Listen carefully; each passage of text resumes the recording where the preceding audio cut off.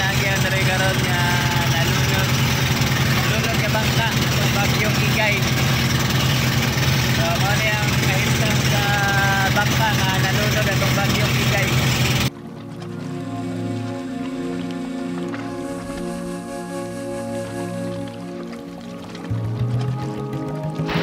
What's up mga guys, magandang araw mga kapisaya at ngayon ay holiday naman, walang pasok, araw ng linggo.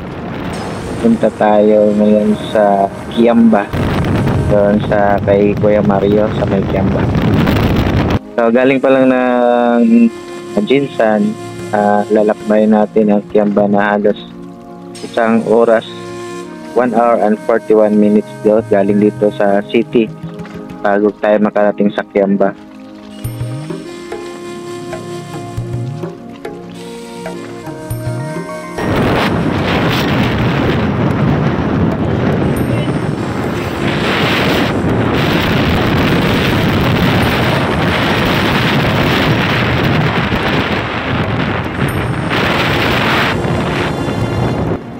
Lingid sa kaalaman ng lahat, ang Kiamba ay napaka-abunda sa magagandang tanawin at napakaganda yung mga tourist spot nila dito.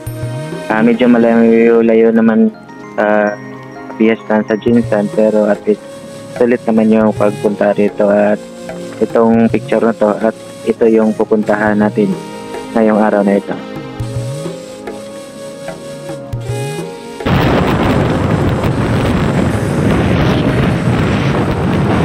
Kung first time mong pumunta rito ay mapapamangha ka talaga sa ganda ng mga beach dito sa may gilid ng daan papunta sa may Kiamba. So dito pa lang to banda sa may Masi, malapit na tayo sa Kiamba. Kuminto talaga tayo para magpa-picture. Guys, naanapod mi diri sa may Kiamba, no? Atong gianhe ang balay ni Uncle Mario diri sa Kiamba. So nagikan na dito mga alas, ikan ta sa Jinsan mga alas 2, abot na rin mga alas 4. So nice kayong view guys, kung ang ilang place dito sa Kiamba. Karon na pa. Ligo. So ma-relax gyud ang imuhang adlaw diri, makawala sa mga problema sa mga kalaay. So naadre ang ilahang balay ni Uncle Mario, gwapo kan. So na Uncle Mario. Ilang buwan na rin ako dito sa Jinsan na nakatambay, ay dito ko lang nakita at nahanap siguro yung pinakamagandang lugar dito na napuntahan ko ngayon sa bandang Sarangani Province. Okay, namin karon sa sakayan, magsakay-sakay lang yung pambot-pambot ng bugsay, be! Bugsay! Bugsay, be! Bakit kayo mabugsay si Bebe? Okay, namin rin, nagluto-luto. Pag si Bebe ang nagbugsay, naitig ko yun. Naitig ko yun, damo. Grabe si Bebe, mubugsay, grabe si Bebe, mubugsay. Tanawan ninyo si Bebe, grabe mubugsay.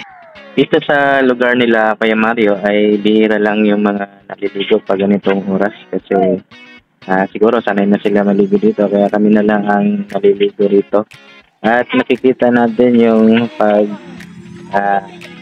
baba ng araw, no, yung sunset na tinatawag natin na talagang napakaganda naman at nakaka-relax dito. Kasama ko ang aking pamilya at kasama din ang pamilya ni Kuya Maria at pamilya ni Daday Arsenio. So dito kami ngayon, nag-relax kami.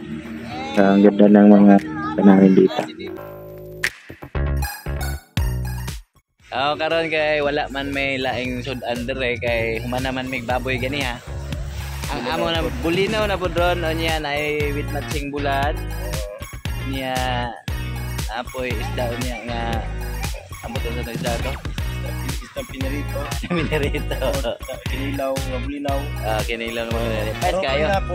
Kinilaw nga bulinaw. Unyang gabi pag pangatulog na kinilaw nga buli nga nagsinaw. Kinilaw nga buli. Buli nga nagsinaw. Sa tora sila. Kinilaw nga bulinaw. Kinig pangatulog na Buli. Kinilaw na nga buli nga nagsinaw. Kapag nakatagay.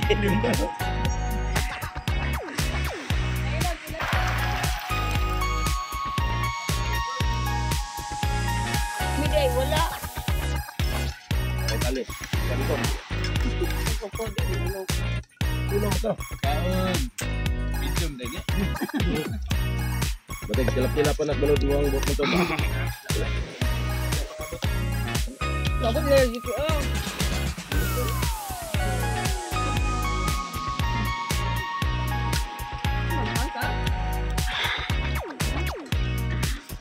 Yummy, yummy, yummy. Yummy up. Yummy.